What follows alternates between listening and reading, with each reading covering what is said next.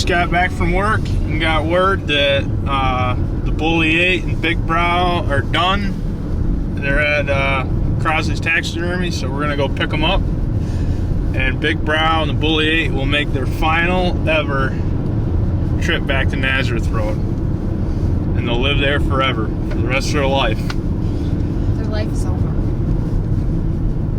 Well, at least the remainder of my life. They'll be there.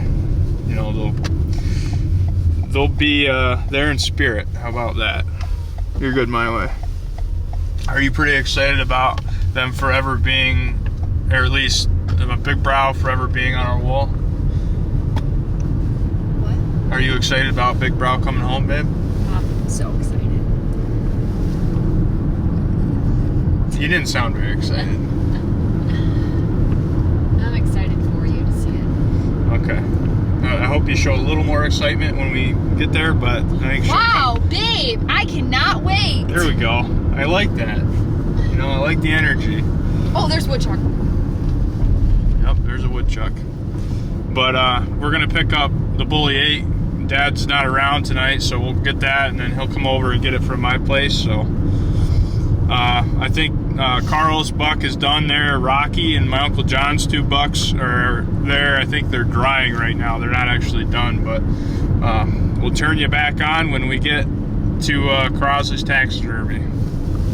Okay, everybody, we made it over here to Crossley's Taxidermy, and this buck right here is the buck that we call Rocky. This is a buck that Carl shot down on the creek bottom, which is the neighboring property to us. And it's a buck that we've been watching a lot, and Carl had his eye on, and really just an awesome buck. The bases are extremely massive. I'm sure a bunch of you guys had watched the video of when Carl actually killed this buck.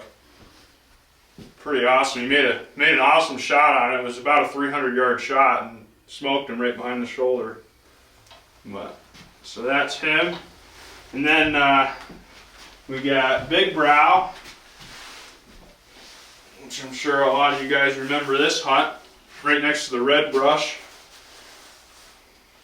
Turned out absolutely awesome. Is this good with the light in the background? Can you still see it good? Yeah, you're blocking it.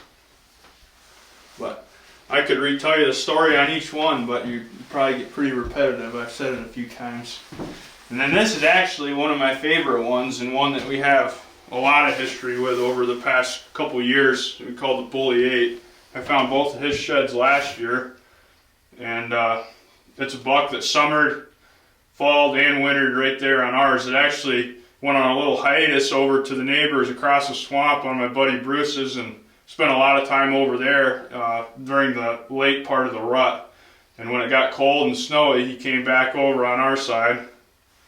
And my dad was fortunate enough to kill him on the same evening, the same day that I killed Big Brow. I killed Big Brow in the morning, and he killed this buck in the afternoon out of the same brush. They came out of the same, patch of red brush that was right off the edge of the food plot. And then my Uncle John's buck is still drying up here, but that's the buck we called Hulk. He's still got 4 or 5 days to get done drying and finishing touches done. And there's his muzzleloader buck. Uncle John killed out of the same exact spot he killed Hulk. So those are 5 bucks, all from nearly the same patch of woods. Pretty unbelievable for Western New York. What do you think, Bob? There'll be more next year. Yep. Well, if we do everything right, and we can make it right for them, they'll be back. What? Would that guy mind if I showed it? They wouldn't know where those sheds came from. I don't think so. I guess if he did, you could tell me. I'm going to show you a pair of sheds that are right here from Western New York that are really unbelievable. And this just shows you what, deer in our area can do with age and nutrition and the whole works. I guess this guy's got history with this deer the past 4 years he's been watching him. Yep. Sheds, he's got sheds off him the past couple years as well, but just what a an absolute brute of a buck. Look at the bases on it. And I was telling Bob, it's awesome just to know that, you know, deer can do this in our area. You know, you see so few, but I mean, this is proof they can do it. You know, if I picked these sheds up, if I walked in here and picked these up, I'd say, Bob, who went to Kansas? You know, really. I mean, that's what's so awesome about it. But pretty darn cool. He's gonna get it mounted. I think if I found these, I'd probably do the same. I wanted to mention to you guys too, if you're in Western New York near Chautauqua County and you're looking for some taxidermy work, Bob's right here in Sherman, New York, and you can contact him at, what's your number, Bob? I'll let you. 716-761-6117. And he does, obviously not just deer, he does European mounts, and he mounts anything, I mean really, anything you want. He's got a turkey hanging upside down right here next to me. He does a really, really good job. I've known Bob since I was just a little crap going into his shop, in his old shop, with Dave, my buddy Dave Renardon, and he taught me all kinds of stuff when I was just a little turd, so it's nice to put him to work now. But I appreciate everybody watching, and hopefully we'll be making more trips over here to see Bob next year with more critters, but pretty darn cool.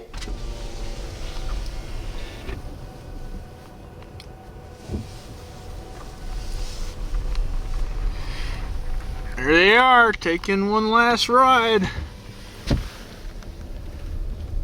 We probably should have buckled them up. I don't want to rough up their hair. Awesome. Well, we got the deer back home, and they look absolutely awesome. Dad's pulling up right now, so that was good timing. Here they come.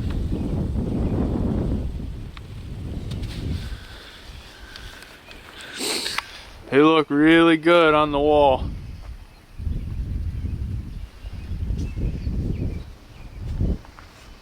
Bob did an awesome job on those.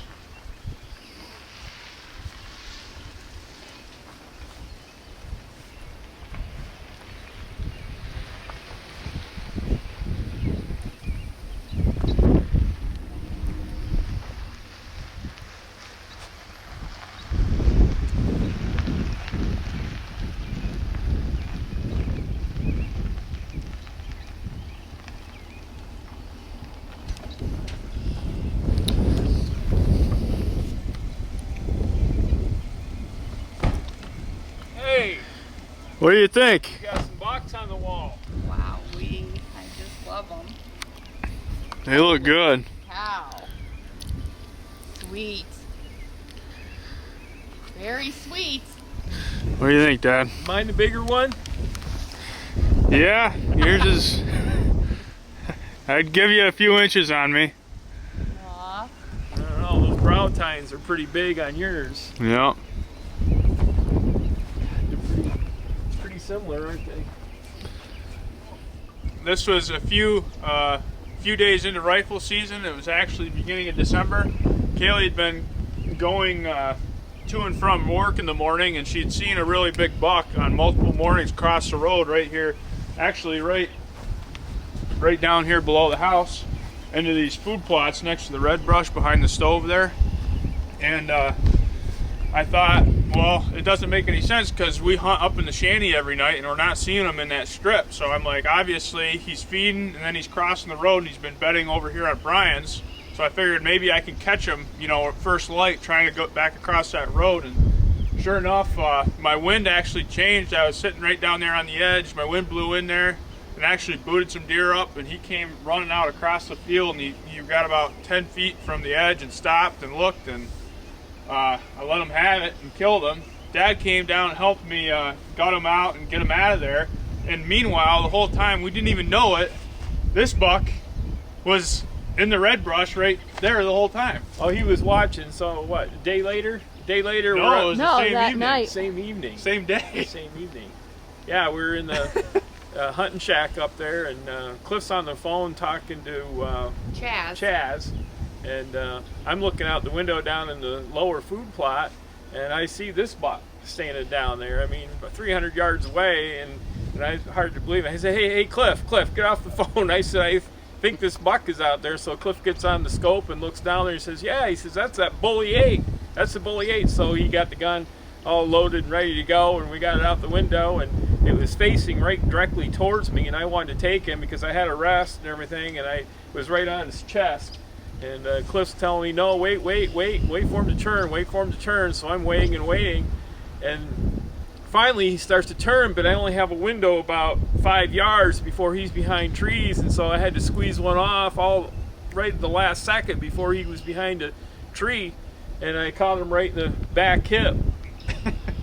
And he saw him jump and stuff, so then we got out and we walked down the hill, and I took the 30-06 with me, and Cliff says, well, you better go in the woods there in case we jump him up and you can cut him off. So I started walking in the woods, and sure enough, here's this buck going through the woods right to my left to right, and I pull up on him and shoot him again, and he continues to trot, so now I'm running through the woods with a gun, and I get to another vantage point about 50 yards later, and he finally stopped there and went to look back, and I dropped him right there with a 30-06, and so that's the story of the bully 8.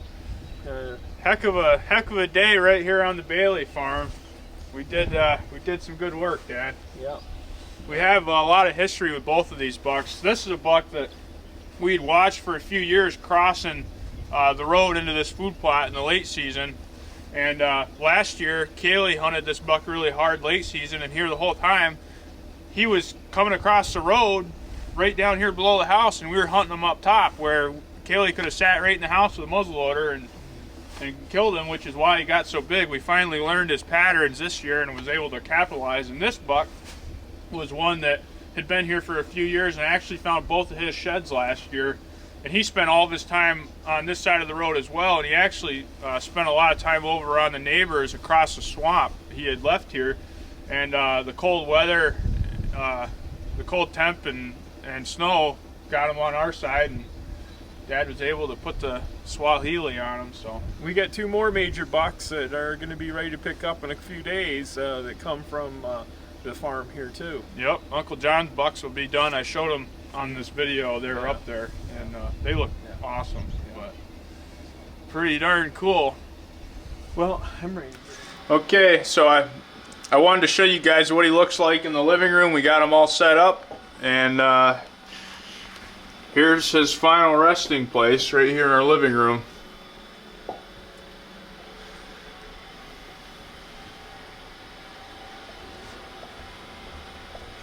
He looks pretty awesome. You know, when I'm sitting on the couch here watching TV, I can't help but just kind of look up and stare at him. I'm sure Kaylee does the same thing. Pretty darn awesome.